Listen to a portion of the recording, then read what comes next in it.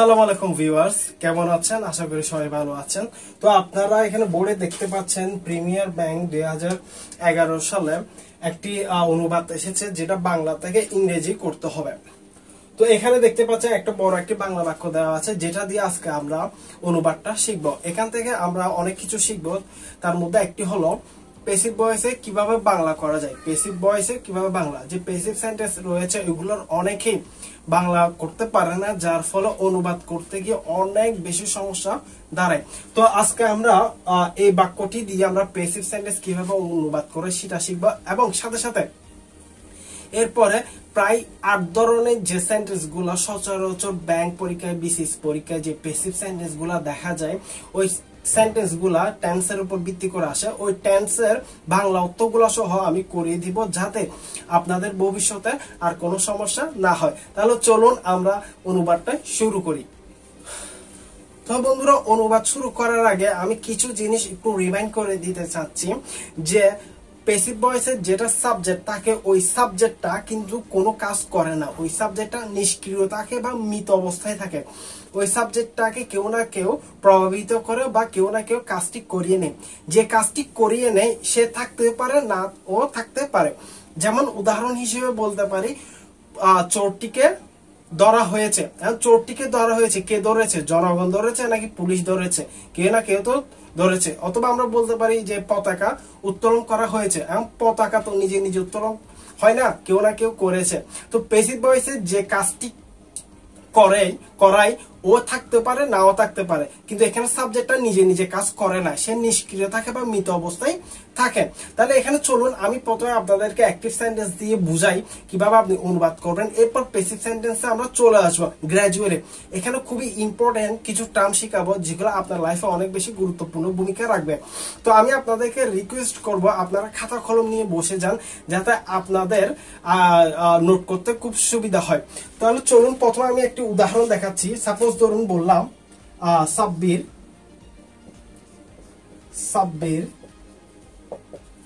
আমাকে বলে।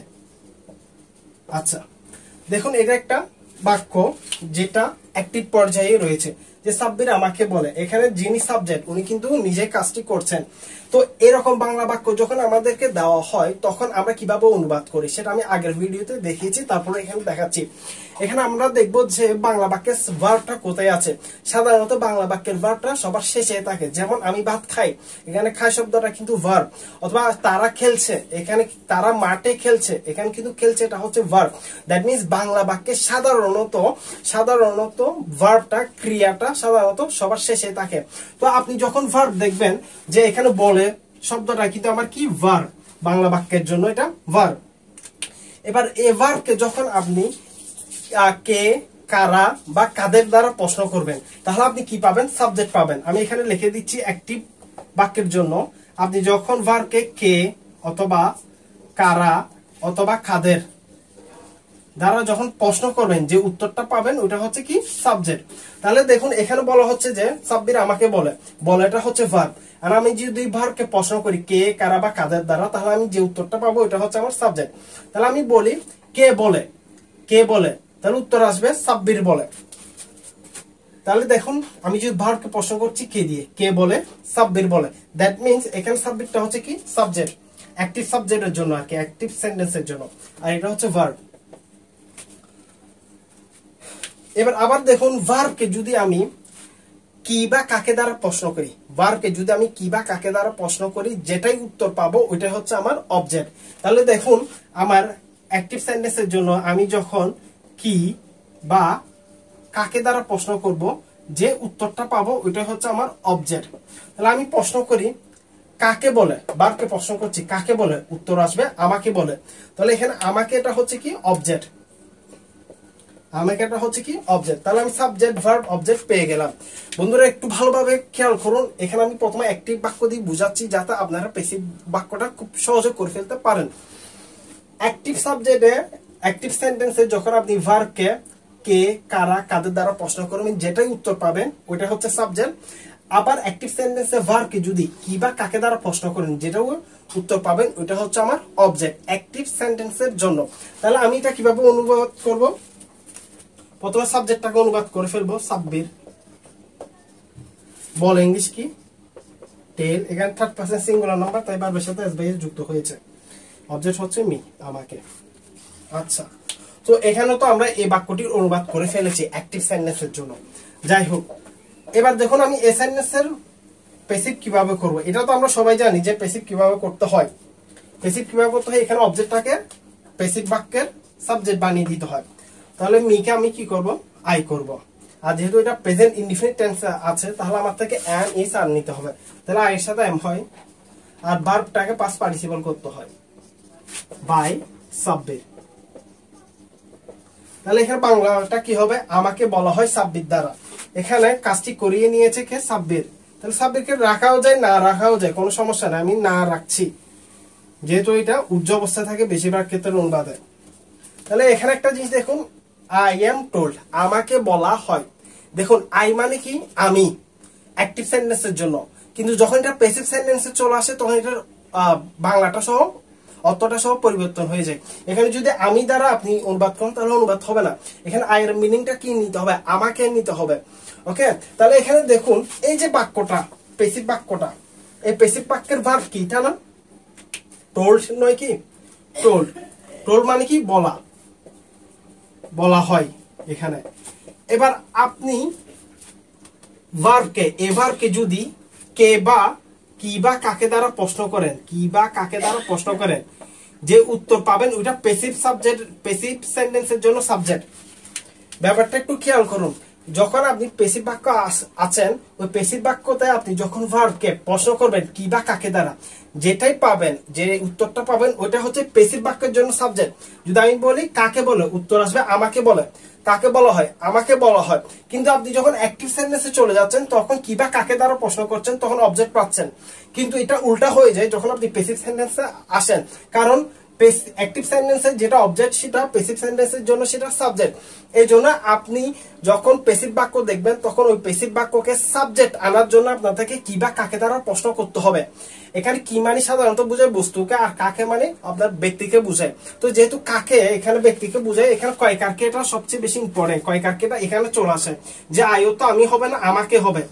আমাকে, কয় কারকেটা ইম্পর্টেন্ট, এখানে জিনিসটা মনে রাখবেন। আমাকে বলা হয়, যেহেতু প্রেজেন্ট ইনডিফিনিট টেন্সে আছে অবশ্যই এখানে হয় শব্দটা থাকবে। আমি আপনাকে এটা পরবর্তীতে বুঝিয়ে দিব যে কোন টেন্সে কি হয়, বাংলাটা কিভাবে আপনি বাংলা দেখে প্যাসিভ সেন্টেন্সটা ধরে নেবেন। ওকে, তাহলে বন্ধুরা এখানে দেখুন আই মানে আমি হবে না, এখানে যেহেতু প্যাসিভ আছে তাহলে এটার বাংলা তো কি হয়ে যাবে? চেঞ্জ হয়ে যাবে। আই তো কি হবে? আমাকে হবে। তো এই জিনিসটা আপনাদেরকে মুখস্থ রাখতে হবে, কয়েকটি সাবজেক্ট, যে সাবজেক্টগুলো আপনাদেরকে অবশ্যই অবশ্যই মুখস্থ রাখতে হবে, তাহলে আপনি কি করতে পারবেন? অনুবাদটা খুব ভালোভাবে করতে পারবেন। সাধারণত ব্যক্তি বোঝাতে আমাদের কাকে দ্বারা প্রশ্ন করতে হয়, আর বস্তু বোঝাতে কি দ্বারা প্রশ্ন করতে হয়। আর কাকে দ্বারা প্রশ্ন করে যে উত্তরটা পাবেন অবশ্যই সেটার সাথে কয় কারকেটা লেগে যাবে। এখানে কাকের কয় কারকেটা এখানে সাবজেক্টের কয় কারকের সাথে লেগে যাবে। এটা জাস্ট একটা টেকনিক বোঝানোর জন্য আর কি। তো আমি আপনাদেরকে সাবজেক্ট গুলাকে অনুবাদ করে দিচ্ছি যাতে আপনাদের ভবিষ্যতে কোনো সমস্যা না হয়। দেখুন বন্ধুরা, আই, আই মানে কি? আমি, কিন্তু প্যাসিভ বাক্যের জন্য আমাকে।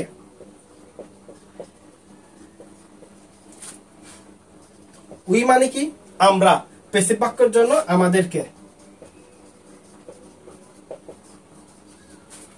ইউ মানে কি? তুমি, প্যাসিভ ভয়েসের জন্য যখন সাবজেক্ট হিসেবে কাজ করবে তখন কি হবে? তোমাকে। হি মানে সে, কিন্তু যখন প্যাসিভ ভয়েসের সাবজেক্ট হিসেবে ব্যবহার হবে তখন তাকে হয়ে যাবে। ওকে, এখানে হি অথবা সি নিতে পারে। আচ্ছা, দে মানে কি? তারা, যখন আপনি প্যাসিভ ভয়েসে ইউজ করবেন তখন এটার বাংলা তো কি হয়ে যাবে? তাদেরকে, তাদেরকে হয়ে যাবে। ইট মানে এটা, যখন প্যাসিভ ভয়েসে ইউজ করবেন তখন এটা কি হয়ে যাবে? এটাকে হয়ে যাবে। ঠিক আছে? আচ্ছা, ধরুন আমাকে দেওয়া হয়, তাহলে কি হবে? I am given. এখানে কিছু প্যাসিভ আছে, আর আমরা সাধারণত প্রায় 30% উপরে কম বেশি আমরা প্যাসিভ ভয়েসের কথা বলি। যেমন মোবাইল কিনতে হবে, মোবাইল তো ভাই নিজে নিজে কিনা যায় না, বইটি কিনতে হবে, বই পড়তে হবে, রান্না করা হয়েছে বা রান্না করা হয়েছে ইত্যাদি এ ধরনের বাক্য সচরাচর আমরা কি ইউজ করি? প্যাসিভ সেন্টেন্স ইউজ করি। তাহলে দেখুন আই মানি প্যাসিভ সেন্টেন্সে এটার জন্য কি হয়ে যাবে? আমাকে হয়ে যাবে। আমাকে দেওয়া হয়, আই এম গিভেন। এরপর আমাদেরকে দাওয়াত দেওয়া হয়, প্যাসিভ সেন্টেন্স, কেউ না কেউ দিয়েছে দাওয়াতটা, তাহলে কি? উই আর ইনভাইটেড, আমাদেরকে দাওয়াত দেওয়া হয়। এরপর তোমাকে দেওয়া হয় ইউ আর গিভেন, তোমাকে ভালোবাসা হয় ইউ আর লাভ, যেমন আই লাভ ইউ, এটাকে যখন প্যাসিভ করবেন তখন কি হয়ে যাবে, ইউ আর লাভ, তোমাকে ভালোবাসা হয়। ওকে, আচ্ছা ঠিক এভাবে সে, দে, হি, দে, ইট, এভাবে আপনারা অবশ্যই এই জিনিসগুলো মুখস্থ রাখবেন। এখানে মনে রাখবেন কয়কারকে অবশ্যই ইউজ করতে হবে, কয়কারকে অবশ্যই ইউজ করতে হবে। কয়কারকে যদি ইউজ না করেন তাহলে আপনার অনুবাদটা কখনো শ্রুতি মধুর হবে না, এটা সব সময়ের জন্য। ওকে, কয়কারকে অবশ্যই ইউজ করবেন। আচ্ছা, তো আপনাদেরকে আমি সাবজেক্টটা কিভাবে অনুবাদ হয় প্যাসিভ সেন্টেন্সে এটা আমি বুঝিয়ে দিয়েছি। এবার চলুন আমরা কিভাবে এই বাক্যটি অনুবাদ করব সেটা আমরা শিখে আসি। এরপর আমি শিখাবো আপনাদেরকে কিভাবে যে 8 প্রকার টেন্স, যেটা সচরাচর আপনার ব্যাংক বিসিএস পরীক্ষায় আসে, কিভাবে অনুবাদ করতে হয়, অনুবাদ করতে গিয়ে অনেক স্টুডেন্ট ধরা হয়, কোন কোন জায়গায় ধরা হয়, এবং কিভাবে আপনি প্যাসিভ সেন্টেন্সে অনুবাদ করবেন খুব দ্রুত, ওই জিনিসটা আমি আপনাদেরকে দেখিয়ে দিব। তাহলে বন্ধুরা শেষ পর্যন্ত থাকুন, তাহলে অবশ্যই কিছু না কিছু ভালো পাবেন। আচ্ছা, এখানে বাংলা বাক্য দেওয়া আছে, আমরা প্রথমে পড়ি বাংলা বাক্যটি। আমরা প্রথমে পড়ি, বাংলাদেশকে আগামী 1 বছরের জন্য ফোরামের চেয়ারম্যান নিযুক্ত করা হয়েছে। তো যখন বাংলা বাক্য দেখবেন তখন সর্বপ্রথম কি খুঁজবেন, ভার্ব। কারণ আপনি যদি ভার্ব খুঁজে পেয়ে যান তাহলে অবশ্যই আপনার সাবজেক্ট, অবজেক্ট, প্রিপজিশনাল ফ্রেজ, অন্যান্য ক্লজ আপনি এমনিতেই পেরে যাবেন। ওকে, আচ্ছা, তো ভার্ব কোথায় থাকে ভাই, বাক্যের শেষে থাকে। এই যে এখানে ভার্ব কি, নিযুক্ত করা হয়েছে, নিযুক্ত করা হয়েছে। তো যেহেতু হয়েছে শব্দটা আছে, হয়েছে, তাহলে অবশ্যই ধরে নিব এটা কি, প্রেজেন্ট পারফেক্ট টেন্স। যারা আমার টেন্সের ক্লাস করেছেন তাদেরকে আমি পই করে এই টেন্সের বাংলা অর্থ সহ শিখিয়ে দিয়েছি, কোনটা প্রেজেন্ট ইনডিফিনিট টেন্স বাংলা অর্থ দিয়ে, কোনটা পারফেক্ট টেন্স, কোনটা কন্টিনিউয়াস টেন্স, এটা আমি বাংলা অর্থ দিয়ে শিখিয়ে দিয়েছি। তো এটা কোথায় পড়েছে, এটা পারফেক্ট টেন্সে পড়েছে। কোন পারফেক্ট টেন্স, প্রেজেন্ট পারফেক্ট টেন্সে এটা পড়েছে। যে হয়েছে, হয়েছে ইংলিশটা কি আছে, বাংলাটা কি আছে, হয়েছে আছে। যেমন আমি যদি বলি আমি ভাত খেয়েছি, আমি ভাত খেয়েছি, আই হ্যাভ ইটেন রাইস। এখানে এচো শব্দটা যখন দেখবেন, কোন ভার্বের সাথে যখন এচো এই শব্দটা যখন দেখবেন অবশ্যই ধরে নেবেন এটা প্রেজেন্ট পারফেক্ট টেন্সের মধ্যে রয়েছে। যেমন আমি সেখানে গিয়েছি, এখানে দেখেন এচো শব্দটা কিন্তু আছে, গিয়েছি। তাহলে এচো শব্দ যখন দেখবেন অবশ্যই এখানে কি লিখবেন, প্রেজেন্ট পারফেক্ট টেন্স লিখবেন, আই হ্যাভ গন দেয়ার। ওকে, আচ্ছা, তার বিয়ে হয়েছে, হি হ্যাজ ম্যারিড। আচ্ছা, যাই হোক, এভাবে এচো শব্দটা আপনি ইউজ কর যখন দেখবেন তখন কি ধরে নেবেন, প্রেজেন্ট পারফেক্ট টেন্স ধরে নেবেন। সাপোজ আমি আপনাকে উদাহরণ দিয়ে দেখাচ্ছি, অনেক সময় আপনার সাবজেক্টের কারণে এখানে একার, ইকার, রসিকার এই ধরনের আকার যুক্ত হয়। যেমন আমি ভাত খেয়েছি,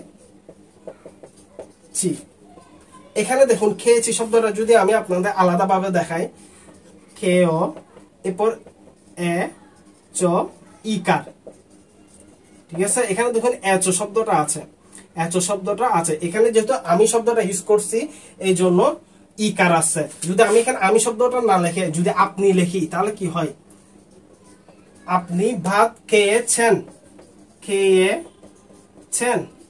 কিন্তু এখানে দন্তান্ন ইউজ করা হয়েছে কেন, যেহেতু আপনি এখানে সাবজেক্টটা পরিবর্তন করেছেন। সাবজেক্ট যেমন হোক না কেন এখানে মূল শব্দটা কিন্তু এচো শব্দটা থাকবে। যখন এচো শব্দটা আপনি অবশ্যই দেখবেন তখন অবশ্যই ধরে নেবেন এটা প্রেজেন্ট পারফেক্ট টেন্স। এটা কি, প্রেজেন্ট পারফেক্ট টেন্স। আচ্ছা, তো আই হোপ আপনারা বুঝেছেন যে এই পুরো বাক্যটি কোন ভার্বে আছে, কোন টেন্সে আছে, প্রেজেন্ট পারফেক্ট টেন্সে আছে। আচ্ছা, যাই হোক, আমরা এটা ধরে ফেলেছি। এবার আমরা দেখবো বাক্যটি কি প্যাসিভে আছে নাকি অ্যাক্টিভে আছে। যদি অ্যাক্টিভে থাকে তাহলে অ্যাক্টিভে যদি থাকে তাহলে আমরা কি করব, হ্যাজ অথবা হ্যাভ নিব সাবজেক্ট অনুযায়ী, আর ভার্বকে 3 করে দিব, ভার্বের পাস্ট পার্টিসিপল হবে। আর যদি প্যাসিভ হয় বাক্যটি তাহলে আমরা কি করব, হ্যাভ, হ্যাজ, হ্যাভ নিব, এবার এক্সট্রা করে একটা বিন লাগিয়ে দিব, এটা আমরা সবাই জানি। এবার ভার্বে 3 করব। ওকে, অ্যাক্টিভ হলে এটা আর প্যাসিভ হলে এটা।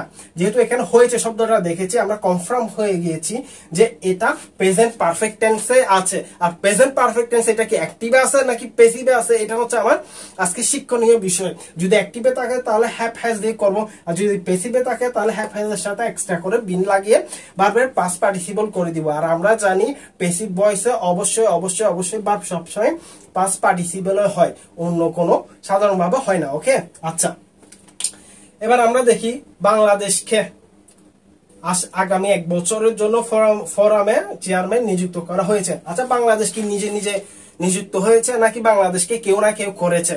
এক্স্যাক্টলি, বাংলাদেশকে কেউ না কেউ করেছে। তাহলে এই বাক্যটা কোথায় আছে ভাই? প্যাসিভ সেন্টেন্সে আছে। কোথায় আছে? প্যাসিভ সেন্টেন্সে আছে। তাহলে আমরা এটাই নিব। আর বাংলাদেশ যেহেতু একটা দেশ, সিঙ্গুলার, সেহেতু আমরা হ্যাজ বিন নিব। কি নিব? Has been. ওকে, আচ্ছা, এবার আমি বলেছিলাম প্যাসিভ বাক্যের মধ্যে আপনি যখন কি বা কাকে দ্বারা প্রশ্ন করবেন প্যাসিভ ভয়েসের জন্য, তাহলে আপনি অবশ্যই যে উত্তরটা পাবেন এটা কি ভাই? সাবজেক্ট। এটা কি? ভাই এবং বোন। এটা কি হবে? সাবজেক্ট হবে। ঠিক আছে, কিন্তু অ্যাক্টিভের জন্য অবজেক্ট হবে। অ্যাক্টিভের অবজেক্টটাকে তো আমরা প্যাসিভের সাবজেক্ট বানাই। এই জন্য প্যাসিভের সাবজেক্টটা পাওয়ার জন্য আমাদের কি বা কাকে দ্বারা প্রশ্ন করতে হবে। তাহলে প্রশ্ন করুন, নিযুক্ত করা হয়েছে। কাকে নিযুক্ত করা হয়েছে? উত্তর আসবে বাংলাদেশকে নিযুক্ত করা হয়েছে। উত্তর আসবে কি? বাংলাদেশকে নিযুক্ত করা হয়েছে। এটা হচ্ছে আমার সাবজেক্ট। এটাই হচ্ছে আমার কি? সাবজেক্ট। তাহলে সাবজেক্ট পেলাম আর ভার্ব পেলাম। ঠিক আছে, আর এমনিতে তো প্যাসিভ ভয়েসে কোনো অবজেক্ট থাকে না, ভার্বের কোনো অবজেক্ট থাকে না। ভার্বের বলছি আমি, ভার্বের কোনো অবজেক্ট থাকে না, প্রিপজিশনাল থাকতে পারে। তো যেহেতু আমি সাবজেক্ট এবং ভার্ব পেয়েছি, তাহলে আমি প্রথমে ওইটা অনুবাদ করে ফেলি। তাহলে আমাদের কি হয় দেখুন, অনুবাদ করি। বাংলাদেশ হ্যাজ বিন নিযুক্ত করা, ইংলিশ কি? অ্যাপয়েন্টেড। আপনি অন্য কোনো শব্দ চাইলে ইউজ করতে পারেন। আচ্ছা, তাহলে আমাদের সাবজেক্ট আর ভার্ব শেষ। এর যে বাকি শব্দগুলো আছে, এগুলা আমার যারা আগে ভিডিও দেখেছেন তারা নিঃসন্দেহে পারবেন, আমি জানি। আর যারা নতুন দেখছেন তাদেরকে একটু বলে দিই, কেমন? আচ্ছা, তাহলে এই যে আমরা শব্দ যেগুলা দেখছি, আগামী 1 বছরের জন্য ফোরামের চেয়ারম্যান, এই শব্দগুলোতে বিভক্তি যুক্ত করে শব্দগুলোকে অ্যাড করা হয়েছে। তাহলে বাংলায় যেগুলো বিভক্তি দিয়ে অ্যাড করে, সেগুলোকে ইংরেজিতে প্রিপজিশন দিয়ে অ্যাড করতে হয়। বাংলায় যেটা শুরুতে থাকে সেটা ইংরেজিতে শেষে চলে যায়, আর যেটা বাংলাতে শেষে থাকে ওইটা ইংরেজিতে আগে চলে আসে। দ্যাট মিনস যখন আমি একটি বাংলা বাক্য দেখবো বিভক্তি যুক্ত হলা, তখন আমি এটাকে ইংরেজিতে অনুবাদ করার জন্য পিছন থেকে অনুবাদ করতে হবে। প্রথমে চেয়ারম্যান, এরপর ফোরাম, এরপর জন্য, এরপর আগামী 1 বছর, ওই রকম আমার থেকে কি করতে হবে? অনুবাদ করতে হবে। কেন করতে হবে? যাতে আপনার বাক্যটি শ্রুতি মধুর হয়। অনেকে প্রিপজিশনকে আগে পিছিয়ে করে দেয় অনেক বইয়ে। ভাই, এই ধরনের সিস্টেমটা আপনি অ্যাপ্লাই করবেন না, আপনি নিজে কনফিউজড হয়ে যাবেন। কোনো নিয়মে নাই, কোনো নিয়ম কানুনও থাকে না। তো যার ফলে স্টুডেন্টদের অনেক বেশি সমস্যা হয়। আপনি জাস্ট আমার নিয়মটা ফলো আপ করেন, তাহলে আপনার আর কোনো সমস্যা হবে না। একটা নির্দিষ্ট নিয়ম যদি ফলো করতে পারেন, তাহলে আপনি পরীক্ষার হলে কনফিউশন হবেন না। পরীক্ষার হলে যদি কনফিউশনে হয়ে যান, তাহলে আপনার তো অনুবাদে যে 50 মার্কস আছে, ওটাতে আপনি ভালো মার্কস করতে পারবেন না, যেটা আমার মতে আর কি। আচ্ছা আচ্ছা, যাই হোক, বাংলাদেশকে নিযুক্ত করা হয়েছে। এখন আমরা অনুবাদ করব কি? চেয়ারম্যান। এখন আমি দেখবো যে এখানে কোনো বিভক্তি যুক্ত করা আছে কিনা। যে এখানে চেয়ারম্যানের সাথে কোনো কি নাই, বিভক্তি নাই। আচ্ছা, এরপর আমি যখন আগের শব্দটা দেখবো, দেখতেছি এখানে কি? ফোরামের। এখানে একটি কি রয়েছে? বিভক্তি রয়েছে। এর শব্দটাই রয়েছে। যেহেতু এখানে একটি কি রয়েছে? বিভক্তি রয়েছে। তাহলে আমি এখানে থেমে যাব। আমি জাস্ট অনুবাদ করব এটাকে, চেয়ারম্যানটাকে আগে অনুবাদ করব। ঠিক আছে, আচ্ছা, চেয়ারম্যানটাকে আমি অনুবাদ করি। তাহলে Bangladesh has been appointed as দিতে হবে। অ্যাজ কি হিসেবে? চেয়ারম্যান হিসেবে। As chairman. আবার অনেকে প্রশ্ন করে যে ভাই অ্যাজ শব্দটা কি জন্য দিলেন? হ্যাঁ, অ্যাজ এখানে সংযোজন করা হয়েছে। অনেক সময় আপনার বাংলা থেকে ইংরেজি বা ইংরেজি থেকে বাংলা করার জন্য আপনার অবশ্যই কিছু সংযোজন এবং কিছু বিয়োজন দরকার হয়। যেমন অনেক সময় আমরা বলি আমি আসলে তুমি যাবে। একটি বাংলা বাক্য কি? আমি আসলে তুমি যাবে। ইংরেজি কি হবে? If I come you will go. If I come you will go. দেখুন এখানে ইফ মানে কি? যদি। যখন আমি বাংলায় বলছিলাম তখন যদি শব্দটা ইউজ করিনি। কি বলেছি? আমি আসলে তুমি যাবে। এখানে যে একটা কন্ডিশন আবিষ্কার হয়েছে, ইফ, এটা উজ্জ অবস্থায় আছে। ওই উজ্জ ব্যাপারটা আপনার তাকে ইংরেজিতে অ্যাড করতে হবে। যদি আপনি বাংলাতে তো বাদ দিয়ে দিলেন, সমস্যা নেই, কিন্তু ইংরেজিতে কি করতে হবে? অ্যাড করতে হবে। ইফ শব্দটা যদি আপনি অ্যাড না করেন, তাহলে সেন্টেন্সটা কমপ্লিট হবে না। বাংলায় থাকুক বা না থাকুক, আপনার থেকে স্থাঙ্কাল পাত্র বেঁধে আপনার থেকে অবস্থানটা নিয়ে ফেলতে হবে। যেমন আমরা অনেক সময় বলি আমি ছাত্র, ইংরেজি কি হবে? I am a student. কিন্তু এখানে যে এম শব্দটা ব্যবহার করছে, ওটার বাংলা কি? এটার বাংলা হচ্ছে হয়। আমি হয় একজন ছাত্র, কিন্তু আমি যখন বাংলা বলছি তখন হয় শব্দটাকে বাদ দিচ্ছি, এটাকে বলা হয় বিয়োজন। কিন্তু ইংরেজিতে অবশ্যই হয় এর বাংলা অর্থ ইংরেজি অর্থ করতে হবে। আই এম আ স্টুডেন্ট, এখানে এম শব্দটা অবশ্যই অবশ্যই ব্যবহার করতে হবে। যদি না করেন তাহলে আপনার ইংরেজি বাক্যটা হবে না। যখন আপনি আই এম এ স্টুডেন্ট এই বাক্যটিকে আপনি যখন বাংলায় রূপান্তর করছেন তখন আপনি এম এটার কোনো কি করছেন না, অনুবাদ করছেন না, কারণ এটাকে আপনি কি দিচ্ছেন, বিয়োজন করছেন। যেহেতু আপনার বাক্যটি শ্রুতিমধুর হয়, অ্যাকসেপ্টেবল হয়, সুন্দর হয়, এই জন্য আপনি এটাকে বিয়োজন করছেন। অনেক সময় আমরা সংযোজন করি বাংলার ক্ষেত্রে, যেমন আই ইট মিট। এবার এই এক্সাম্পলটা আমি অনেকবার দিয়েছি, আবারও দিচ্ছি, যারা নতুন তারা ভালোভাবে খেয়াল করবে। আই ইট মিট বাংলা কি, আমি মাংস খাই, উইথ রাইস ভাতের সাথে। এই যে দেখুন, I eat meet with rice, with মানে সাথে, রাইস মানে ভাত। যখন আমি এটাকে বাংলা অনুবাদ করছি তখন কি বলছি, ভাতের সাথে আমি মাংস খাই। ভাতের, ভাত যোগ এর শব্দটা অ্যাড করছি, এখানে কিন্তু এর কোনো কি নাই, ইংরেজিতে কোনো অফ প্রিপজিশন নেই। তারপরে আমি এখানে এর শব্দটা যুক্ত করছি ভাতের সাথে, ভাতের সাথে আমি মাংস খাই উইথ রাইস। এটা বাংলা সাধারণত বাংলা হবে কি, উইথ রাইস, ভাত সাথে তো হয় না। এখানে আপনার থেকে এক্সট্রা করে সংযোজন করতে হয়, যাতে আপনার অনুবাদটি যাতে শ্রুতি মধুর হয়, আপনার অনুবাদটি যাতে অ্যাকসেপ্টেবল হয়, যাতে পরে দেখতে শুনতে যাতে আমার ভালো লাগে। এই জন্য অনেক সময় আমরা অনুবাদ করার জন্য সংযোজন করি, অনেক সময় আমরা বিয়োজন করি। এটা আপনাদেরকে বুঝতে হবে, এটা আপনাদেরকে বেশি বেশি প্র্যাকটিস করতে হবে, তাহলে আপনি এই ব্যাপারগুলা, খুঁটিনাটি ব্যাপারগুলো ধরে ফেলতে পারবেন, আদারওয়াইজ ধরে ফেলতে পারবেন না। ওকে, আচ্ছা, যাই হোক, অ্যাজ চেয়ারম্যান অ্যাস এর ব্যাপারটা আমি ব্যাখ্যা দিতে গিয়ে এই জিনিসটা বুঝিয়েছি। তো আমাদের চেয়ারম্যানের তো অনুবাদ করা শেষ। এবার চলুন ফোরামের আমরা দেখি। এখানে ফোরামের এই বাক্যের সাথে কিন্তু একটা প্রিপজিশন আছে, সেটা কি, এর যখন পাবেন তখন আপনি কি ইউজ করবেন, অফ প্রিপজিশন ইউজ করবেন। আচ্ছা, এই শব্দের আগে আর কোনো প্রিপজিশন বিভক্তি আছে কিনা, যে এখানে একটা বিভক্তি আছে জন্য, তাহলে আমি এখানে থেমে যাব। যেখানে আমি বিভক্তি দেখবো ওইখানে আমি থেমে যাব। জাস্ট এখানে আমি এটার অনুবাদ করব, জাস্ট এখানে আমি এটা কি করব, অনুবাদ করব। যেহেতু এখানে একটা বিভক্তি রয়েছে, বিভক্তি না থাকলে এটা সহ আমি করতাম, কিন্তু এখানে যেহেতু বিভক্তি রয়েছে সেহেতু আমি এখানে কি করব না, অনুবাদটি করব না। আমি জাস্ট এখানে ফোরামের শব্দটি কি করব, অনুবাদ করব। তাহলে যখন আপনি ফোরামের অনুবাদটি করবেন তখন সর্বপ্রথম আপনার এর শব্দটার অনুবাদ করতে হবে। মাথায় মনে রাখবেন, বিভক্তিযুক্ত শব্দকে যখন আপনি অনুবাদ করবেন তখন সর্বপ্রথম ইংরেজিতে আগে আপনি বিভক্তিটাকে কি করবেন, অনুবাদ করবেন। যে এখানে ফোরামের সাথে এর শব্দটি যুক্ত, ফোরাম যোগ এর শব্দটি যুক্ত, এই জন্য আপনি আগে প্রিপজিশনেরটা অনুবাদ করবেন। যে এখানে অফ লিখলাম, ঠিক আছে, অফ ফোরাম, এটা কার ফোরাম ভাই, চেয়ারম্যানের ফোরাম, তাহলে নির্দিষ্ট ফোরাম বোঝাচ্ছে, এই জন্য আমি একটি দি ইউজ করব, দি ফোরাম, ফোরাম বানান হয়েছে কিনা, ফোরাম। আচ্ছা, যাই হোক, ফোরামের অনুবাদ করা শেষ। এবার আমরা জন্য আছে, জন্য শব্দটা কি করব, অনুবাদ করব। জন্য ইংলিশ কি ভাই, ফর, তাই নয় কি? আচ্ছা, ফর। এরপর এখানে লেখা আছে আরেকটি বিভক্তি আছে, বছরের। তো এখানে যেহেতু আমি অনুবাদ করছি, ডাবল প্রিপজিশন বসা সম্ভব নয়, এই জন্য আমি এখানে এর শব্দ কি করছি না, অনুবাদ করছি না। যাই হোক, বছরের আগে কি আছে, এক আছে, একের কোনো কি নাই, বিভক্তি নাই, একের সাথে কোনো বিভক্তি নাই। আবার এটার আগে কি আছে, আগামী আছে, আগামীর সাথে আমার কি নাই, কোনো বিভক্তি নেই। অর্থাৎ এখানে আগামী, এক বছর, এই শব্দগুলোর সাথে বিভক্তি নেই। আমি এগুলাকে গ্র্যাজুয়ালি আমি কি করব, অনুবাদ করব। গ্র্যাজুয়ালি প্রথমে আগামীটাকে অনুবাদ করব, এরপর এককে অনুবাদ করব, এরপর বছরকে অনুবাদ করব, ঠিক আছে। আচ্ছা, তাহলে দেখুন আমি আগামী ইংলিশ কি, দি নেক্সট।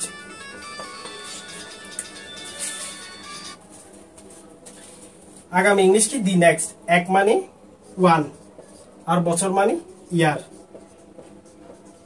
আচ্ছা, তাহলে আমার কি অনুবাদ করা শেষ। দেখুন, বাংলাদেশকে আগামী এক বছরের জন্য ফোরামের চেয়ারম্যান নিযুক্ত করা হয়েছে। এটার অনুবাদ হচ্ছে এটা, বাংলাদেশ হ্যাজ বিন অ্যাপয়েন্টেড, বাংলাদেশকে নিযুক্ত করা হয়েছে অ্যাজ চেয়ারম্যান হিসেবে of the forum for the next 1 ইয়ার। তো বন্ধুরা দেখতে পাচ্ছেন খুব সহজে আমি কি করে ফেললাম, অনুবাদ করে ফেললাম। কিন্তু আপনাদেরকে অবশ্যই বুঝতে হবে যে এখানে ভার্বটা কোন অবস্থায় আছে, কারণ আপনার পুরো অনুবাদটা ডিপেন্ড করবে ভার্বের উপর, আর ভার্ব ডিপেন্ড করবে টেন্সের উপর। যদি আপনার টেন্সের বাংলা অর্থই না জানেন তাহলে আপনি কখনো কি করতে পারবেন না, অনুবাদ করতে পারবেন না। তো বন্ধুরা আশা করি আপনারা এটা বুঝেছেন। যদি না বুঝেন তাহলে পজ করে পিছন থেকে আবার দেখে যান, শুরু থেকে শেষ পর্যন্ত দেখে যান, তাহলে আপনার অনেক বেশি ভালো হবে।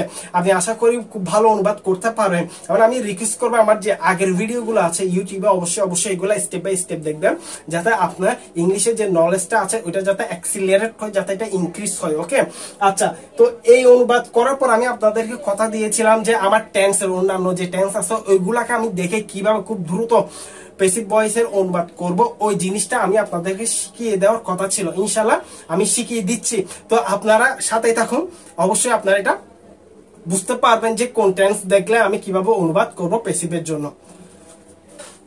সো গাইস, চলুন আমরা টেন্স অনুসারে কিভাবে আমরা প্যাসিভ ভয়েস চিনব এবং কিভাবে অনুবাদ করব সেই টেকনিকটা আমি শিখিয়ে দিচ্ছি।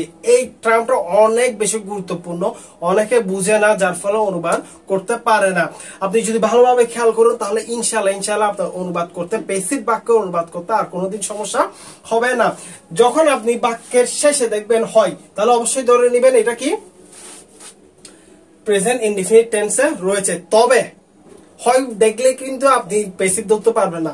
সর্বপ্রথম আপনাদেরকে দেখতে হবে যে সাবজেক্টটি নিষ্ক্রিয় নাকি সক্রিয়। যদি নিষ্ক্রিয় হয় তাহলে প্যাসিভে আছে এবং ওইটা শেষে হয় আছে, ঠিক আছে। আচ্ছা, তো যখন আপনি সাবজেক্টকে নিষ্ক্রিয় হিসেবে দেখবেন, অর্থাৎ সাবজেক্ট নিজে কাজ করে না কেউ করিয়ে দেয় বা কারো না কারো দ্বারা প্রভাবিত হয়, তাহলে তখন ধরে নেবেন ওই সাবজেক্টটি প্যাসিভ বাক্যের সাবজেক্ট। এবং ওইখানে যখন বাক্যের শেষে আপনি ভার্ব হিসেবে যখন আপনি হয় শব্দটি দেখবেন, তাহলে অবশ্যই ধরে নেবেন এটা প্রেজেন্ট ইনডিফিনিটে রয়েছে। এবং প্রেজেন্ট ইনডিফিনিট সেন্টেন্সকে আমরা যখন প্যাসিভ করি তখন অবশ্যই আমরা এম ইজ আর যে কোনো একটি নিয়ে সাবজেক্ট অনুসারে এবং ভার্বের পাস্ট পার্টিসিপল আমরা করে দিই। একটা উদাহরণ দিয়ে আমি বুঝাচ্ছি, একটা নিয়ে দুইটা দিচ্ছি যাতে আপনাদের ভালো হয়। সাপোজ ধরুন ভাত রান্না করা হয়। আচ্ছা দেখুন, ভাত রান্না করা হয়, ভাত কি নিজে রান্না করতে পারে না, কেউ না কেউ করে বা কোনো না কোনো মাধ্যমে রান্না হয়। দ্যাট মিনস এখানে যে সাবজেক্টটি আছে ওইটা কি আমার প্যাসিভে রয়েছে। অথবা আপনি যদি এভাবে বের করতে না পারেন তাহলে আপনি কি বা কাকে দ্বারা প্রশ্ন করেন, তাহলে আপনি সাবজেক্ট পেয়ে যাবেন। দেখুন, কি রান্না করা হয়, উত্তর আসবে ভাত রান্না করা হয়। কি বা কাকে দ্বারা যদি প্রশ্ন করেন প্যাসিভ বাক্যকে, তাহলে অবশ্যই আপনি সাবজেক্ট পাবেন। আচ্ছা, তাহলে ভাত রান্না করা হয়, তাহলে আমরা এটা বুঝে গেছি এটা যে প্যাসিভ আছে, তাই না। আচ্ছা, এবার আমরা একটু বাক্যের শেষে দেখি এখানে কি লেখা আছে। ভাই হয় লেখা আছে, তাহলে হয় যেহেতু লেখা আছে তাহলে আমার বাক্যটি কিসের ভিত্তিতে করতে হবে, প্রেজেন্ট ইনডিফিনিট টেন্সের ভিত্তিতে করতে হবে। তাহলে কি লিখবো আমরা, রাইস কি নিব, থার্ড পারসন সিঙ্গুলার নাম্বার, তাই ইজ নিব, ইজ কুকড। ভার্বটাকে পাস্ট পার্টিসিপল করে ফেলেছি। ওকে, আচ্ছা, অথবা আমি আরেকটা উদাহরণ দিচ্ছি, চন্দ্রাকে ডাকা হয়। চন্দ্রা কি নিজেকে ডাকে নাকি তাকে কেউ না কেউ ডাকে? দ্যাট মিনস এখানে এই বাক্যটি কি রয়েছে, প্যাসিভে রয়েছে এবং বাক্যের শেষে কি রয়েছে ভাই, হয় শব্দটি রয়েছে। তাহলে আমরা অবশ্যই কি করবো, প্রেজেন্ট ইনডিফিনিট দিয়ে করব। তাহলে কি লিখবো, চন্দ্রা ইজ কল্ড, চন্দ্রাকে ডাকা হয়। ওকে, আমাদেরকে দাওয়াত দেওয়া হয়, উই আর ইনভাইটেড।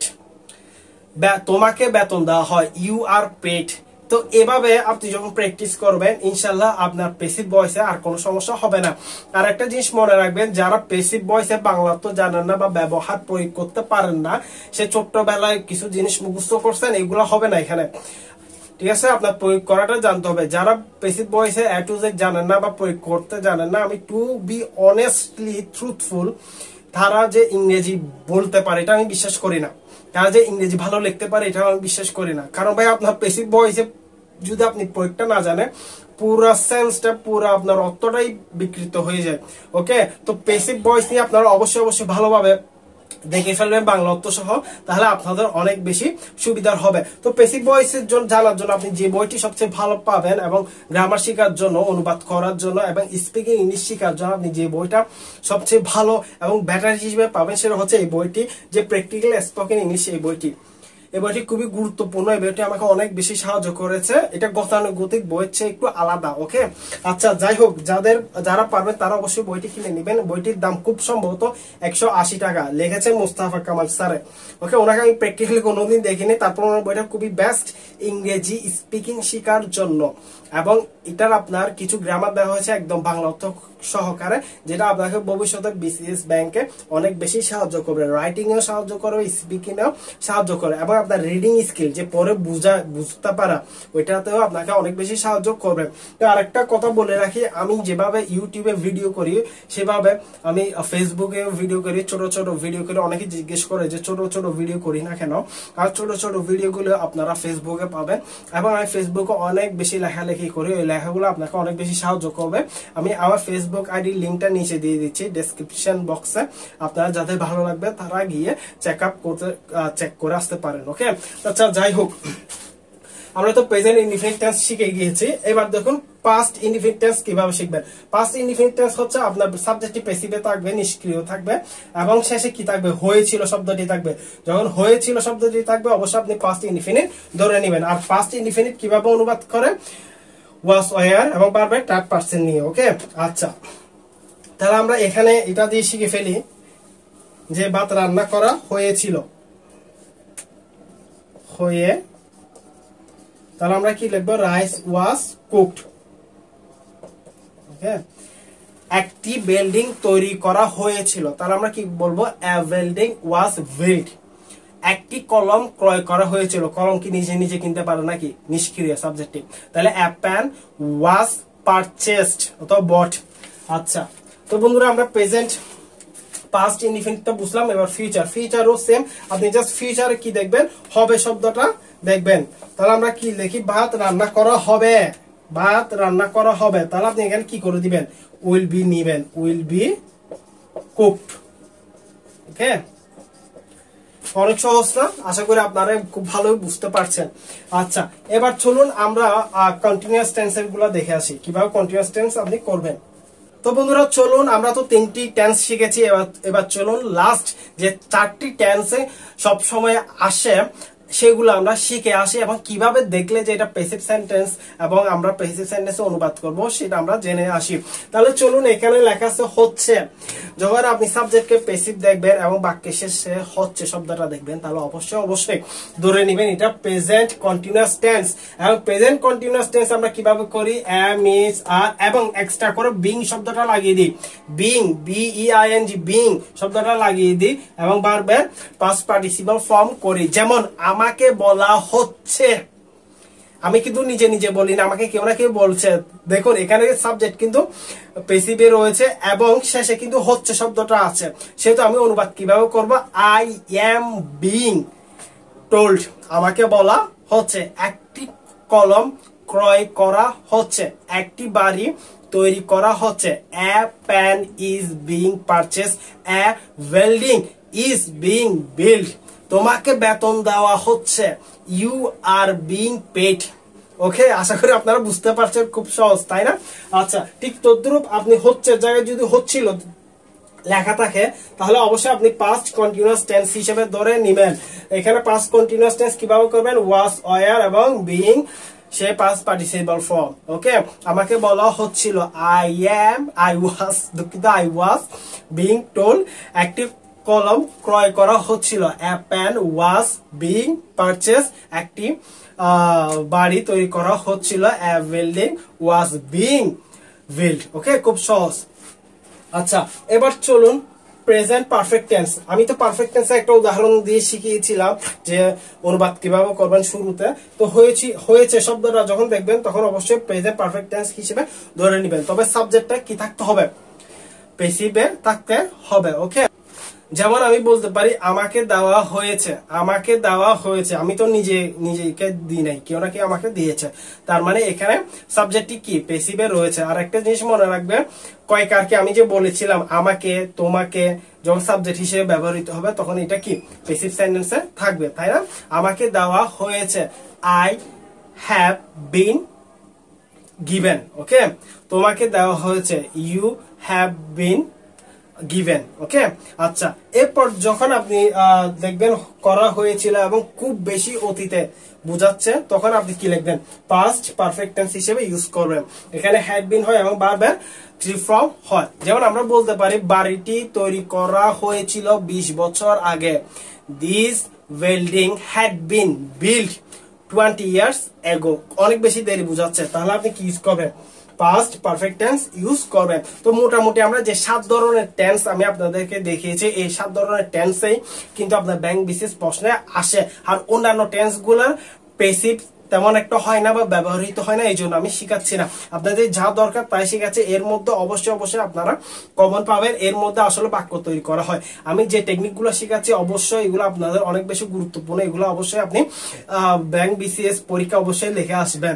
এবং আমার আগের যে ভিডিওটি রয়েছে যে ব্যাংক বিসিএস 3 ধরনের যে অনুবাদ আছে, ওই অনুবাদ গুলো অবশ্যই আপনারা জেনে নেবেন ভিডিওটি দেখে। এবং ধন্যবাদ সবাইকে ভিডিওটি দেখার জন্য। কারণ নেক্সট যে ভিডিওটি দিব অবশ্যই এটা আপনাদের অনেক বেশি সাহায্য করবে, বিশেষ করে ক্লজের উপর। যে অনেকে বলছে যে ভাই ক্লজ নিয়ে কিছু দেন, অনেক তো প্রিপোজিশনাল ফ্রেজ দিয়ে দিয়েছেন। ইনশাআল্লাহ আমি ক্লজ নিয়ে দিব যাতে আপনাদের আর কোনো সমস্যা না হয়। যাওয়ার আগে একটি কথা বলে রাখি, অনুবাদ সাধারণত দুই ভাবে হয়।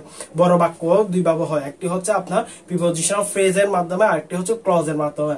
ক্লজটা অনেক বেশি ডিফিকাল্ট, অনেক বেশি লম্বা আলোচনা। তো আমি স্টেপ বাই স্টেপ আলোচনা করব এবং উদাহরণ দিয়ে বিসিএস এবং ব্যাংকের আলোকে, যেটা আপনাদের অবশ্যই সাহায্য করবে। তো ধন্যবাদ। সে পর্যন্ত ভালো থাকবেন, সুস্থ থাকবেন আর আমার জন্য দোয়া করবেন। আসসালামু আলাইকুম।